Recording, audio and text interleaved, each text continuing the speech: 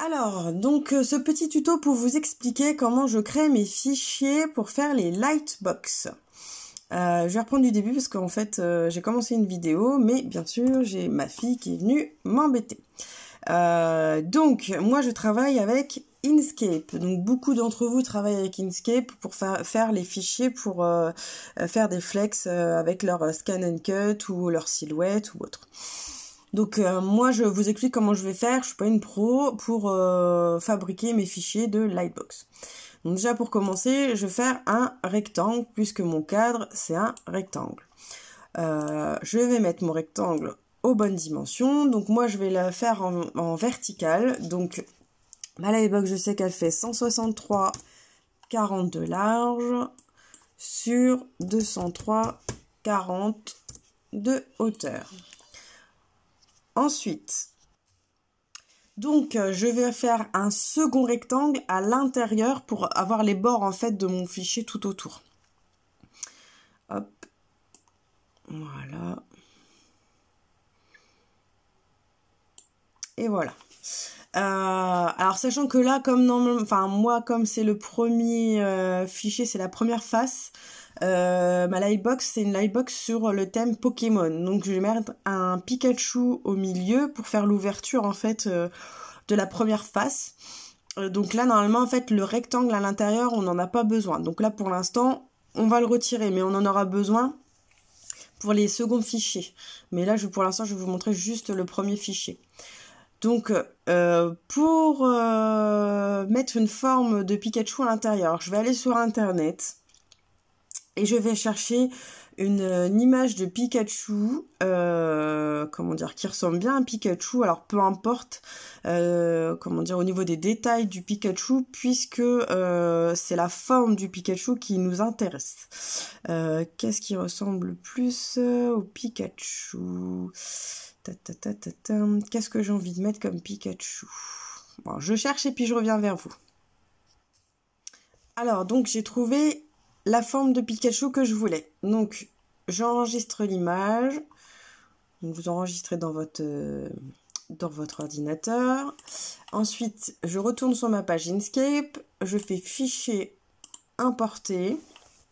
Là, je vais chercher ma forme. Donc, ouvrir. Et là, je me retrouve avec un petit Pikachu. Donc là, je vais l'agrandir un peu. Je vais dans chemin. Vectoriser un objet matriciel. Hop, je regarde quand même pour l'aperçu et je valide. Hop, je ferme, je retire ma vectorisation et j'efface mon premier Pikachu.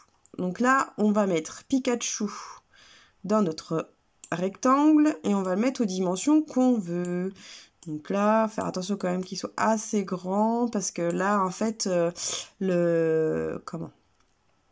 toute nos autres fichiers en fait sont à l'intérieur comment dire de la forme du Pikachu, donc il faut quand même avoir assez de place. Donc là je fais en sorte qu'il soit quand même le plus grand possible.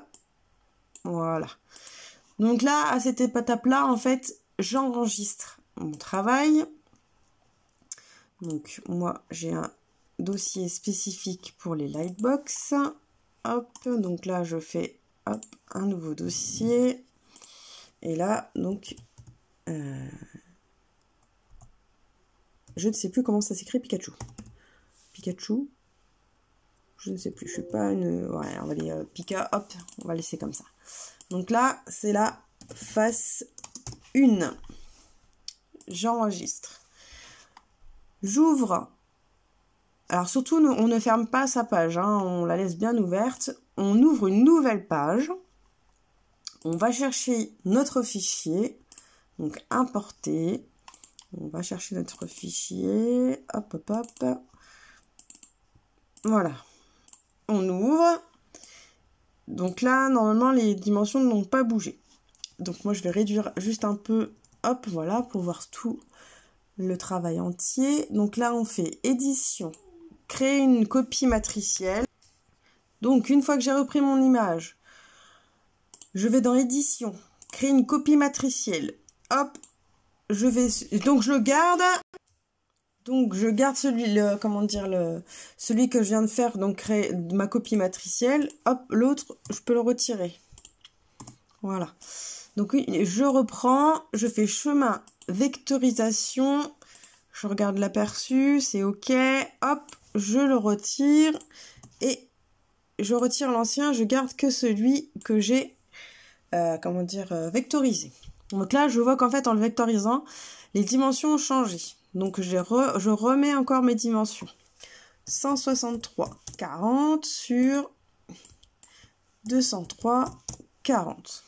Voilà, donc là, j'ai retrouvé mes dimensions.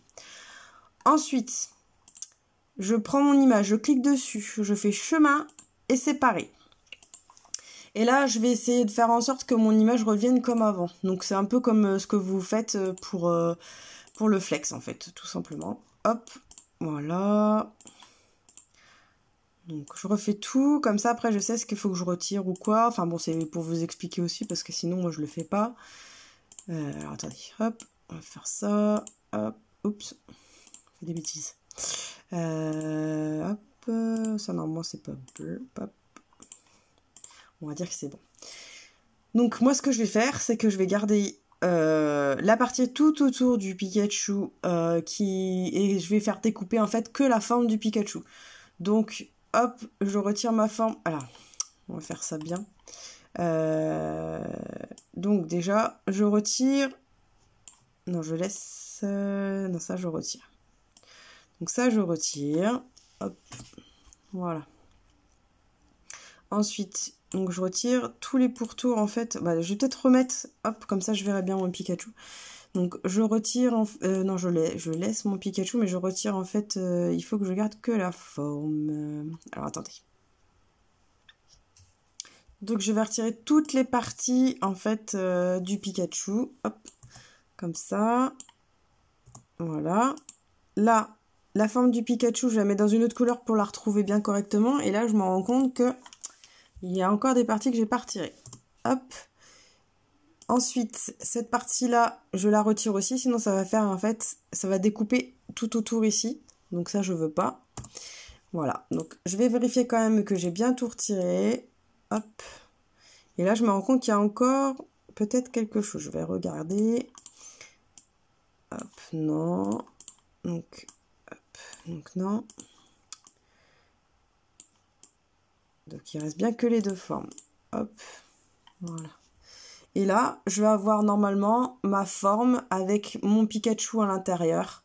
Donc là, normalement, ma Scan & Cut va découper en fait la forme du Pikachu et j'aurai ma première face. Donc là, on va enregistrer sur sa clé où je vais re-enregistrer ici sur ce que j'ai déjà fait, remplacer. Je vais enregistrer sur ma clé et je vais le tester sur ma machine Scan & Cut. Et je reviens vers vous pour vous montrer le résultat. Alors oui, petite précision, du coup j'ai redémarré, il faisait pas très jour. Surtout la Scan & Cut, je la mets à vitesse 1 pour que ça découpe vraiment très lentement pour éviter d'abîmer la feuille. Et je vais vous montrer le papier que j'utilise. Donc voilà, moi j'utilise donc du papier A4 210 grammes. Donc là c'est de chez Clairefontaine, mais voilà, vous pouvez en trouver dans d'autres marques.